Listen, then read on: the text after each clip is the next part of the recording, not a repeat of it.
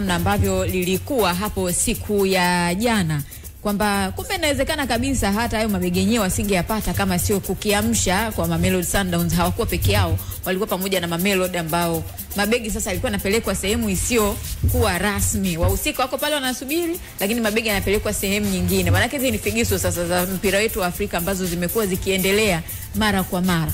Kucheleweshana na kuchelewesha matokeo. mbinu ya nje ya uwanja. Ni mazingira ambayo yako kwenye mpira wa Kiafrika, lakini kikubwa ni tayari vitu vimepatikana. Ambayo sio mazingira rasmi. Sio mazingira rasmi. Naamini ni utaratibu ambao watu wengi wanaanza kutengeneza hiyo taharuki nje, na kitu kizuri kwenye mazingira kama haya hutaki kuwahusisha wachezaji. Yaani wachezaji hawataki kujua kinachoendelea huko nyuma. Yaani wao waendelee na utaratibu mwingine, kama ni hotelini waende hotelini. Viongozi na watu wengine, meneja wa timu, fuatilieni hivyo vifaa, kwa sababu unajua kuna taarifa zikifika kwa wachezaji, kuna wengine wanaona hii ndio sehemu sasa ya kwenda kudoji, kwamba hamna vifaa, mimi nikalale tu. Yaani unajua hata ile kuwa na muamko tu kwa ajili ya mazoezi unaondoka. Unajua hatuendi leo, vifaa si hamna. Kwa hiyo hata ile unajua kuamsha tu mwili wako kwamba leo kuna kazi ya ziada ya kufanya. Mwili wenyewe unasema kwa sababu hamna vifaa, acha leo tupumzike, alafu tuone kesho itakuwaje. Kwa hiyo kidogo ile, naamini wachezaji wangekuwa na hiyo taarifa, kuna ile hali ya kuridhika kwa siku hiyo kwamba leo hakuna mazoezi, tuishi. Kwa hiyo hicho ambacho kimefanyika na Young Africans, viongozi kupambania kombe mpaka mwisho na kupata vitu vyao, pia imeongezea muda wao kujiandaa. Na ukimsikiliza Kamwe amezungumza kitu kizuri sana kwamba ingetokea tumesafiri Jumatano, kwa hiki kilichotokea, huenda pia muda wa mazoezi ungekuwa ni mdogo. Matokeo yako na training siku moja, kesho ni mechi. Wachezaji hamna muda hapa kupumzika, kuweka mwili sawa kwa ajili ya mchezo husika. Kwa hiyo kidogo inakuwa ni changamoto, na ndo mazingira ya mpira wetu Afrika. Kikubwa ni tayari wana hiyo experience, wamewahi kusafiri, wamewahi kukutana hizo changamoto, na wengi wao wana experience pia kwenye baadhi ya mashindano wakiwa na national team. Hivi vitu vimekuwa vinatokea pia. Kwa hiyo hiki ni moja kati ya kitu ambacho wanatakiwa kuendelea kujifunza kila siku. Ni vitu vingine ambavyo vinaweza kupelekea matokeo kuwa mabaya. Kwa hiyo kwangu mimi naamini kwa Young Africans kikubwa ni maandalizi sasa kuelekea mchezo wao, kwa sababu kila kitu tayari kiko sawa sawa. Ni wao sasa wanajiandaje kwenye mchezo, ni vitu gani ambavyo walikuwa wameplani kwenda kuvifanya Algeria vinaenda kufanyika kwenye ukubwa mkubwa, na mwisho wa siku kuleta matokeo chanya ambayo viongozi, mashabiki na wanachama wanayasubiri kutoka kwao. Kamanda, haya mambo yana haja ya kuchukuliwa hatua ama ni sawa sawa na hivi yanavyoendelea? Manake amekuwa akijirudia mara kwa mara na tusikii chochote. Nadhani CAF hajawahi kuwa serious na kutaka hayo mambo yaishi. Kwa sababu how comes tunafuatilia mpira Europe hajawahi kusikia kesi kama hizo, tunafuatilia mpira Asia, South America, kwa nini vitu hivyo vinatokea Afrika tu na vinatokea kwenye nyakati kama hizi? Na ukiangalia leo limetokea kwa Yanga na Mamelodi Sundowns, lakini kwa mfano kabla ya hatua ya makundi hii kuna kesi ilitokea kwenye mechi ya Lupopo na Orlando Pirates ambayo ilichezwa Lubumbashi kule.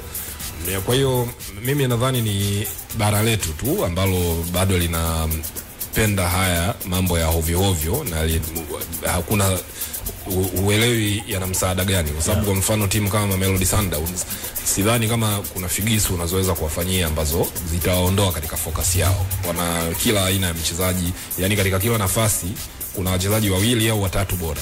Leo hii kuna mtu ambaye ukisikia kwamba huyu bwana amewekwa kwenye orodha ya watu ambao inabidi watolewe kwa mkopo kwa sababu apate nafasi, unaweza ukajiuliza kwamba huyu ambaye anafanya huyu mtu apate nafasi yukoje? Kwa hiyo hata ufanye figisu za namna gani, there's no way unaweza ukaingia kichwani mwa watu. Na sadly ni vitu ambavyo uliona kwa mfano ni mwaka huu au ni mwaka jana, ile incidence ya Libya na Nigeria ilikuwa mwaka huu sijui, nadhani mwaka jana. Ile walikuwa wamelala kwenye nini hapo mwaka jana. Kwa hiyo yani vile vikosta viasi vidogo vile mwaka jana. It's very shameful kwamba hivi vitu bado vinatokea. Na mwisho wa siku adhabu yake ilikuwa nini? Maana lazima walipewa adhabu. Nadhani ule mchezo kwanza ilikuwa declared kwamba amepoteza ule mchezo na walilimwa fine ya $50,000. Sasa shida ni kwamba ndio kama hivyo unakuta. Kwa hiyo kwenye kanuni wanasimamia ipasavyo. Kuna double standards. Yani ile issue ilifikia hatua ile kwa sababu Nigeria walipiga sana kelele. Pengine wangekaa kimya au wangechukulia tu poa, labda hatua kama hizo zisingechukuliwa. Wangeambiwa bwana chezeni tu, sisi tutazungumza, tutajenga. Lakini ni vitu ambavyo bado vinaendelea, na kuna maeneo ambako vimeweka mzizi hivi vitu. North Africa, hasa kwenye baadhi ya mataifa, kwa mfano Algeria, manake Morocco, yes, kaskazini yote hiyo.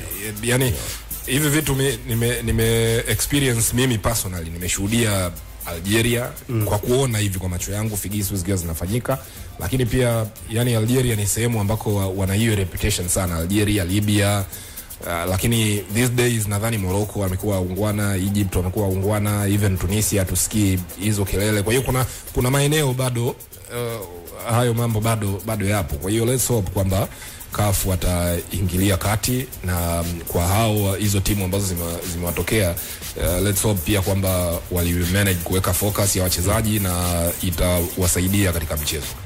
Okay, sawa. Ni mechi ngumu sana. Yanga wanacheza na JS Kabylie. Mechi nzuri sana hii. Ijumaa Novemba 28. Na jana ilikuwa ni Jumanne Novemba 25. Leo Novemba 26. Bila shaka hili jambo haliwezi kuwatoa mchezoni. Bila shaka. Yes, aliwezi kuwatoa mchezoni, na ndo faida pia ya kuwa na timu kubwa na kupata uzoefu kwenye michuano. Najua unaweza kujiuliza kwa nini waliwahi kwenda. Maana yake walikuwa wanafahamu pia nature ya sehemu ambayo wanaenda. Kamanda ametoka kukuambia hapa, lakini hata pia wao wenyewe waliwahi kwenda kwenye finali kule dhidi ya USM Alger kule. Waliona nini kilitokea. Kwa hiyo timu kubwa unapokuwa unashiriki kwenye hii michuano unakuwa unajua namna gani unaweza ukatengeneza mazingira rafiki, kwa sababu Afrika bado tuna huo ushamba wa kutaka kumdhoofisha mtu nje ya uwanja, na ndio maana mpaka leo bado sisi goli la ugenini linafanya kazi, kwa sababu wanaelewa kupata alama ukiwa away ni jambo gumu sana. Lakini ninachotaka kuamini kwamba time bado ipo ya wao kuweza kujiandaa, na kikubwa wachezaji kuendelea kupambana namna gani wanaweza kaenda kuwa outshine, kwa sababu last time walienda pale na walipata matokeo, ilikuwa ni finali, vurugu zilikuwa ni nyingi kwenye hoteli ambayo walifikia. Kwa hiyo experience kama ile naamini wachezaji bado wanayo, na wengi kwenye kile kikosi ni wale wachezaji ambao walikuwepo pia hata kipindi cha finali. Kwa hiyo kikubwa ni kuangalia muda uliopo, kufanya maandalizi, kujiandaa na mechi. Hilo jambo lilishatokea tayari, lakini next time pia na hao pia ndio wanazidi kupata experience ya kutosha kuelewa kwamba kwenye michuano ya Afrika pia kumekuwa na hizo figisu. Unajua siku yetu hapa tumekuwa wema sana Hujawahi kusikia kwamba timu imetoka nje imekuja hapa kumekuwa na changamoto, mara wamekuwa mahotelini, mara wamekuwa airport, kwa sababu tuna hiyo sifa ya ukarimu. Lakini timu zetu zina struggle sana. Watu ambao wameshasafiri na hizi timu kwenda huko nje, ukiongea nao wanakuambia kwamba wanajaribu kutengenezwa mazingira magumu, wakati mwingine usafiri wanaopewa mechi, let's say timu inafika hapa lakini mechi inaenda kupigwa Mwanza, na kutoka hapa kwenda Mwanza hamna ndege, watu wanatakiwa tembee kwa basi, barabara yenyewe iko sawa. Kwa hiyo ndo uzoefu ambao tunaozungumzia. Na wewe katika kutafakari kwako, kama wao wanatufanyia, wewe haujawahi kuanza siku moja pengine uzishauri hizi club nazo pia zifanye? Kabla shafu hujawashauri, naomba pia na mimi niwashauri kwamba ni vyema ukawa na uhakika wa afya yako ukiwa na Sanlam Alliance. Kabisa. Tuko vizuri. Hilo ni jambo la msingi sana kujihakikishia wakati unazungumza hapo wewe una uhakika kwamba hata ikitokea bima ya afya iko sawa sawa. Mfukoni pangu pakavu tia mchuzi, ila uhakika wa afya unao. Na hamna mwingine anayekupa uhakika wa afya kama sio Sanlam Alliance. Ambao unaweza kuwatembelea kwenye website yao ya www.sanlamalliance.co.tz ili uweze kuishi kwa kujiamini. Okay, kwa hiyo mimi siwashauri na nakemea vikali vibaya mno. Yani mimi ninachowashauri ni timu kuendelea kuwekeza kwenye timu, kuwa na quality players ambao wanaweza kwenda popote pale wakapata matokeo nje ya figisu ambazo zinatokea. Sasa kama wewe unaamini kwenye professional na wengine hawaamini hivyo, na unazishauri club zetu ziamini kwenye professional zaidi, uone kwamba club zetu zitendee haki ya Shira? No, Yanga walienda kule dhidi ya Usma kule away finali, kulala, lakini nini kilitokea? Walienda wakapata matokeo pale. Kwa hiyo mwisho wa siku unahitaji kuwa tu na quality players. Hawa wanajaribu kutumia hizi mbinu, wakati mwingine ni hofu na watu ambao wanaenda kucheza nao. Unanielewa? Wanaangalia squad, wanaangalia matokeo ya mwisho, wanajua kabisa ni ngumu. Kwa hiyo tunatakiwa tutafute namna yoyote ile ya kuweza kupata matokeo. Mimi nitakwambia Simba walikuwa wanapata matokeo away. Kuna msimu hapa Yanga ule anafika finali shirikisho, alikuwa anashinda away, anaenda Zambia, anaenda Kongo anashinda, anaenda Nigeria anashinda, anaenda South Africa anashinda, kwa sababu ya quality players ambao uko nao. Hata kama ukifanya hivi figisu nje ya uwanja, kama hauna wachezaji ambao wanaweza kukupa matokeo uwanjani, huwezi kupata ushindi. Na kamanda, huoni ukarimu ukizidi pia ni tatizo? Pengine unagharimu timu zetu wanapocheza na timu hizi nyingine ambazo zinatoka mataifa mengine. Unajua, kwa bahati mbaya sana hiyo ndio shida iliyoko pia, kwamba tunaishi kwenye mazingira ambayo unalazimika kuwa muungwana, kwa sababu haikulipi chochote kurudisha zile figisu kwa figisu. Kwa hiyo mimi zinasaidia zisaidii figisu, hazina msaada. At the end of the day ni football inachezwa. Ndio maana mimi siwezi kubaliana na mtu ambaye anasema kwamba na sisi tufanye kwa kulipa kisasi. Umeelewa? Kwa sababu sio jambo sahihi la kufanya. Yaani makosa mawili hayawezi kuwa substitute ya kosa lingine. Yaani kwa sababu wewe umenikosea na mimi lazima nikukosee ili tu tumejustify. Hapana. Hao wanaofanya makosa waendelee kufanya makosa, tuishi kwa matumaini kwamba itafika siku watastaarabika, watakuwa ungwana na kuacha mpira tu uchezwe na vitu vingine waachane navyo. Lakini for the rest of us tuendelee kufanya kile tunachotakiwa kuendelea kufanya, kwa sababu iko njia ya kuviepuka hivi vitu, na njia hiyo ni kufanya vizuri uwanjani. As long as tuna wachezaji ambao wanaweza kwenda uwanjani na kucheza katika mazingira magumu na kuonyesha kwamba hiki sio kitu sahihi, ndio wanachotakiwa kufanya. Mimi nitakukumbusha kuna wakati TP Mazembe walipotoa kombe la shirikisho, moja kati ya mechi nadhani kama ni robo finali ama nusu finali, walikuwa wanacheza Sudan na Almerek, na Almerek waliwafanyia figisu TP Mazembe. Hawakutrain kabisa ugenini kwenye ile mechi. Yani hawakutrain kabisa, walikuwa wanafanya mazoezi kwenye corridor za hoteli. Wanapasha hawakupata access ya kwenda kwenye kiwanja cha mazoezi. Hata ile ya kusema kwamba siku ya mwisho ile mkafanya mazoezi mkapata stadium feeling ilifanyika ni by the way tu, lakini hawakufanya kama mazoezi. Do you know what happened? Walikwenda uwanjani TP Mazembe wakashinda, kwa sababu pale sasa uwanjani ni mpira ndio unachezwa, ni miguu ya watu ndio inazungumza. Na nyinyi ambao mliamini kwamba mnapaswa kuwatoa watu uwanjani ili wapoteze mchezo, pale ndio sehemu pekee ambako uwezo wenu wa kufanya kitu kingine cha ziada umeisha, kwa sababu hamwezi kuimpose uwezo kwenye miguu ya wachezaji ambao wamezidiwa ubora. Kwa hiyo TP Mazembe wakaingia uwanjani na wakashinda. Hii ndio njia bora ya kumuonyesha mtu kwamba bana, hiki unachokifanya hakina msaada wote, and I beat you fairly kwenye uwanja. Lakini tukiangalia kwa upande mwingine, hizi figisu zinazoendeleza nje ya uwanja zinaathiri ushindani kwa kiasi gani? To be honest, kwangu mimi haziathiri ushindani, kwa sababu always the best team itashinda mwisho wa siku. Figisu au no figisu, utaona kwamba ikija kufika nusu finali utamkuta Ahli pale, utamkuta Mamelodi Sundowns, utamkuta Esperance. Kuna timu tu utazikuta. Kamanda, mtu anakuwekea vizingiti usifanikiwe.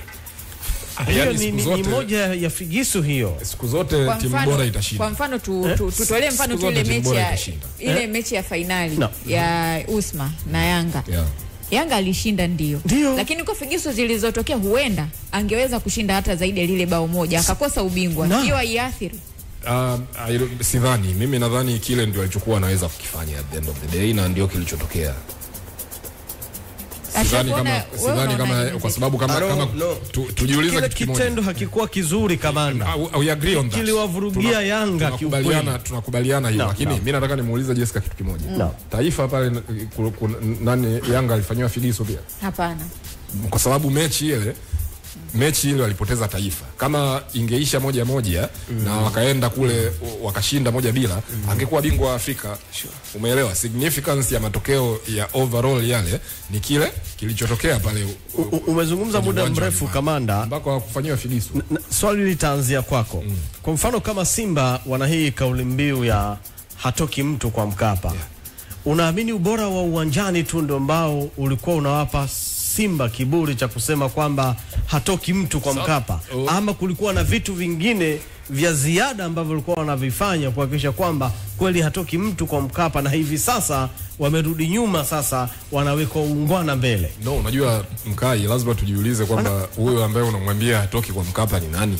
Manake wapo watu wamewahi kutoka kwa Mkapa. Ahali kwani Raja alikuja pale, alitia kitu ngapi pale? Lakini ukiweka takwimu za mechi Simba alizocheza kwenye dimba la Benjamin Mkapa za michuano ya kimataifa, mimi za ushindi ni nyingi kuliko ya kupoteza. Nakubaliana na wewe, lakini mwisho wa siku kuna mahali mimi naamini ni football peke yake. Kitu kingine cha nje ya uwanja kama kingekuwepo, pengine mojawapo kati ya hizi timu zetu za Tanzania ingekuwa ishachukua kombe la Afrika, kwa sababu kama kweli mpira tu ni figisu peke yake na sio kitu kingine. Unajua shida ni kwamba sometimes anayefanya figisu ni yule ambaye amekuzidi ubora pia. Wakati mwingine ndio inatokea hivyo, na mfano tunaweza tukautoa kwenye hii kesi ya Usman na Yanga, kwa sababu Usman alikuja hapa, mimi nataka kuamini akufanyia figisu hata moja, lakini na wao pia hawakufanya figisu, kwa sababu Usman hawezi kutoka huko aje kufanya figisu ugenini. Walishinda hapa 2-1. Sawa. Kwa hiyo kuna limit ambayo hata figisu zifanywe vipi hakuna kitu kinachoweza kutokea. Kwa mfano mechi ya Yanga na Club Africain, ukifuatilia yani sidhani kama kila kitu kilienda smoothly yani kwa upande wa Yanga kabla ya mechi. Ile walishinda moja. Walishinda kule away. Umeelewa? Kwa mfano ziko mechi ambazo mimi naamini Yanga kufanyiwa figisu. Kwa mfano mechi na Mamelodi Sundowns ile. Controversy iliyotokea, goli sio goli, ni ya kawaida tu. Imetokea uwanjani. Yani ni ya kawaida ambayo hata juzi kwa Yanga imetokea in favor of Yanga. Kwa maana kwamba hicho ni kitu ambacho kinamtokea mtu yoyote. Lakini penalties zilivyokuja kupigwa, what happened? Hapakuwa na figisu pale. Tunapozungumzia hii figisu, waamuzi nao hawahusiki kwenye figisu. No, waamuzi wanahusika. Waamuzi wanahusika when it comes to kufanya maamuzi ambayo yanaifavor timu fulani. Lakini sasa hayo mambo kwa kiasi. Sasa mbona game ya juzi ya Simba hakufanya hivyo vitu? Yani sasa hivyo sio vitu vya kutegemea. Sio vitu vya kupigia mahesabu. Unahalalisha vitu ambavyo havitakiwi. Sio vitu vya kupigia mahesabu. Wewe cheza tu mpira. Mimi nimebainisha. Yani mechi ya kwanza juzi. Mimi nimebainisha. Figisu ya kwanza alifanya Mpanzu kwa kukosa goli ile. Figisu ya pili alifanya nani anaitwa Morris. Alafu kamanda, turudi kwenye hiyo Simba ambayo walikuwa wanasema kwamba hatoki mtu, si ndio? Nenda kaangalia squad. Tunazungumzia kina Mixon na kina Chama, John Boko, Mugalu, wa moto wako pale. Unaelewa? Mechi ya mwisho ambayo nadhani kwenye record kama ambayo Simba amemfunga Ali 1-0 katika ule msimu ambao yeye alifungwa 5 hapa Taifa. Ile Simba mbele pale alikuwepo Boko, Kagere, Mixon na Oku alikuwepo, Chama. Hiyo squad tu alafu fananisha na Simba sasa. Yes, kwa hiyo wakikwambia kwamba hatoki mtu, walikuwa na advantage nyingi. Kwanza home ground advantage, mashabiki wapo, lakini pia tunazungumzia quality players ambao wako pale. Kwa hiyo wakati mwingine wanashindwa kupata matokeo kwa Mkapa, hatoki mtu, angalia na squad ambayo wako nayo pia ukilinganisha na katika moja ya squad mbovu ya Simba kuna msimu ambao wamecheza michuano ya ile ya Africa Football EFL wachezaji takriban 10 na ilikuwa walitoka hapo kwa Mkapa na Ahali 2-2 sale ndio, na ugenini kule 1-1. Yes, lakini ile Simba ilikuwa Simba tia maji ndio. Kwa hiyo ukiniambia kwamba heti kwamba walikuwa na timu bora ndio walikuwa wanafanya vizuri kwa Mkapa, kwani hapo Ahali ya kutoka nani hapo kutoa sare? Mbona Ahali alikuwa anakufa tu hapa kwa Mkapa, akija hapa Shirafu Jeyara kwa namna yoyote. Sasa ni kwamba tunatakiwa tutoke huku, hatutakiwi kujustify kuamini kwamba wanatakiwa pite njia nyingine ili kuweza kupata matokeo. Tunatoka huko, lakini tusiwape sana mazingira mazuri ya kujiona wao wako wanajiachia sana, wanaenjoy sana. Kwa hiyo tunataka tukae huko au tunataka twende mpira ambako tunatakiwa kwenda? Mimi nafikiri mpira wa Afrika. Yes, mimi nafikiri mkai. Hayo unayoyataka wewe ya Shirafu, wenzako unakwenda kwao wanafanya. Ndio tulie na shirikisho la mpira wa Afrika, kwa maana CAF. Wewe upo Afrika, uko Tanzania, unaishi kwenye mambo ya kiulaya. Sasa tunatakiwa tutoke huko mkai, hatuwezi kujustify kwenye mambo kama haya. Yaani kwamba watu wapite mlango wa nyuma wajue wanazungumza na refa. Mwisho wa siku unashindwa kumpata bingwa halali. Kwamba my game is a fair game. Kabisa. Fair play ipo tu, lakini mtu ukikaa vibaya mtu anakuumiza, anakupiga za uso. Crown Media. Hapa ni nyumbani.